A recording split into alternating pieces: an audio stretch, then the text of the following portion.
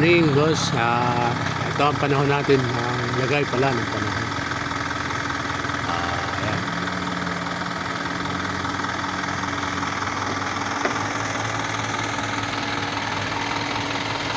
Yung parte ng papuntang Bataan. Ayan. Maganda. Yung parte ng papuntang Bataan. Ayan. Pero yung direksyon ng papunta rin sa atin, ayan, madilim. Ayan. Yan yung direksyon ng ibon papunta dyan sa atin. Madilim. Aurora na yan. Aurora yan pero madilim.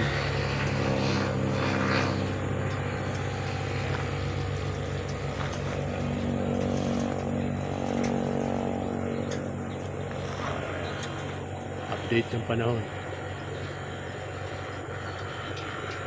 Delay lang kami ng konti kasi nagkape muna kami.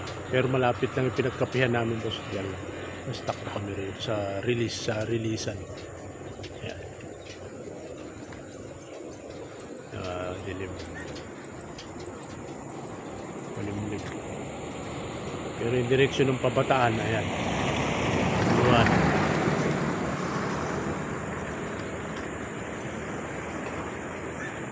Ang oras natin 6:30.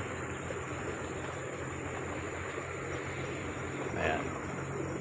Basta yan yung papunta ron sa direksyon ng ibon papunta ron sa atin. Ayan dyan. Ayan dyan yan. Kulimlim. Pero tingin ko maya siguro baka umayos-ayos yung kumanda. Okay.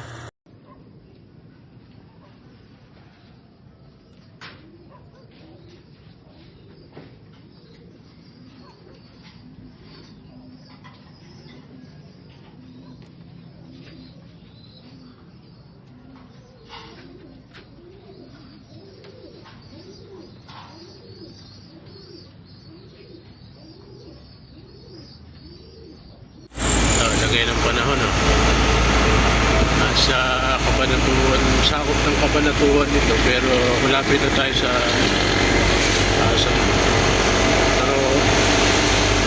Santa Rosa. Pero tignan nyo, madilim pa rin. Tignan nyo, naka-wiper kami. Dilim. Pati ng papuntang Bataan, yan, maliwanag. Pero itong dinadaanan namin, Santa Rosa na ito, dilim pa rin. Yung direksyon ng papunta rin dyan sa Quezon City, madilim. Ayan. Dito rin tayo sa Santa Rosa. Ayan. Kulimlim talaga.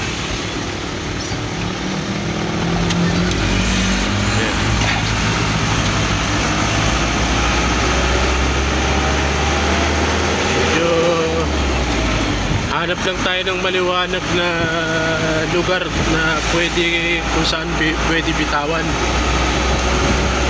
Sa ngayon kaya binidyo ko to para makita nyo yung sitwasyon. Dip talaga. Yan. Okay. Sige, maya update ko ulit kayo pagka nakarating na kami doon sa pagre-releasean. I-update ko ulit si Boss Nelson na kung anong lagay ng panahon. Sige. Salamat. Boss. Update kita ulit. Ayan, tumatakbo kami. Nandito na kami sa malapit na kami sa Gapan. San Leonardo. Ayan, panahon boss. Makulimlim pa rin. O patataw. Madilim na yan. Hindi naman makulimlim. Sa atin alalagyan pa lang.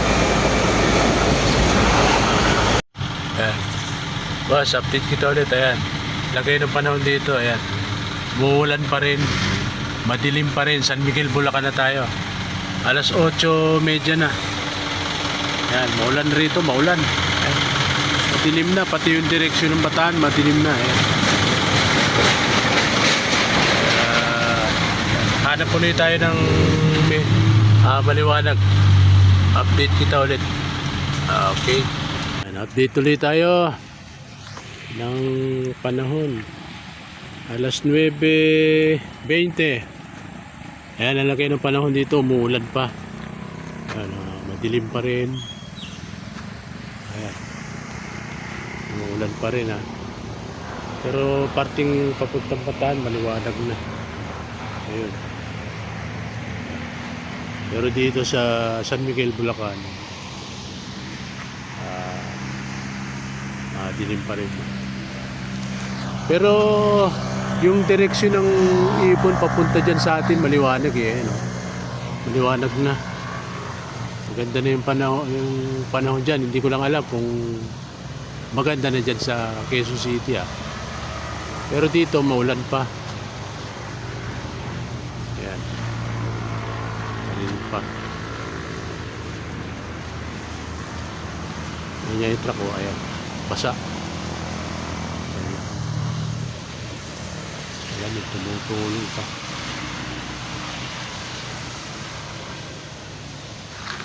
Ayan.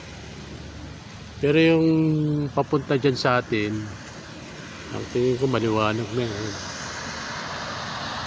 Maliwanag na siya.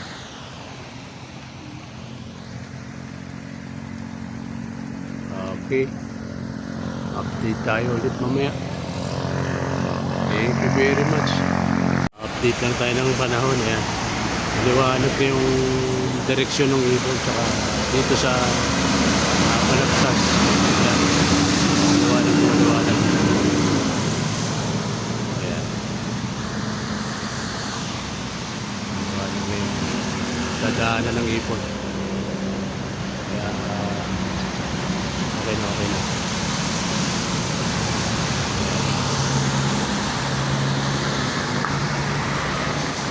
Okay, mas. Ayan, direksyon. Okay, huwag na natin patagalin kasi tanghali na. Okay. Morning. Dito na tayo sa kung saan Balagtas, Bulacan.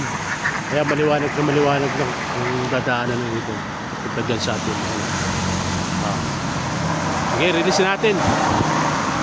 Para huwag nang masyadong tanghaliin yung mga ibon nyo. Ayan.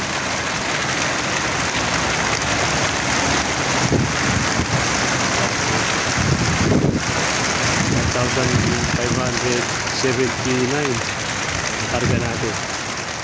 Ayan. Ayan sila, yan. Sa maliwanag, doon sila dumiretso.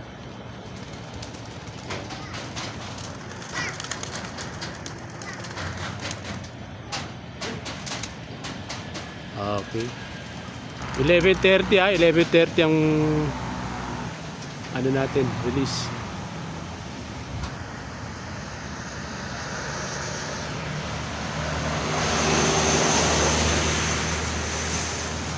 Mamadali nang umuwi yung mga ibon.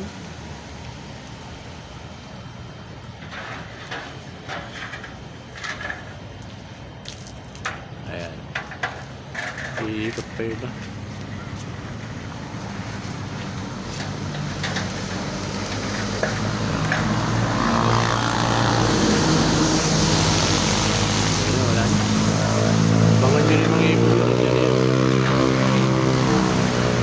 Ulit yung truck. Mawala ng laman.